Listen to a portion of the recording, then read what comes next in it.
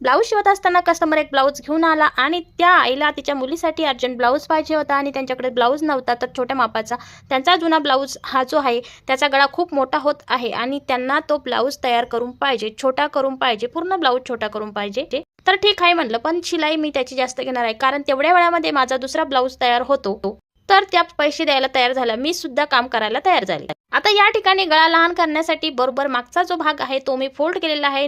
त्या मुलीच्या साईजचा गळा इथं मला बनवायचा आहे, त्यानुसार मी गळ्याला सरळ बाजूने 1-2 इंच गळा सरळ बाजूने कमी केलेला आहे, तोही आपल्या रुंदीला, म्हणजे आपण तिथे शिलाई मारून घेतली सरळ बाजूने।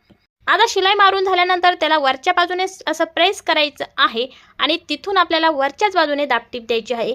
आडवी उभी अशी पूर्ण 4ही बाजूला दाबटीप द्यायची आहे इथे गळ्यावरती। आता या ठिकाणी तुम्हाला जितका गळा तुमचा मोठा होत असेल तितका तुम्ही इथे करू शकता, पण त्यानंतर तुमच्याकडे शिलाई मार्जिन जास्तच असायला हवी कमरेची, हे मात्र तुम्हाला लक्ष द्यायचं आहे।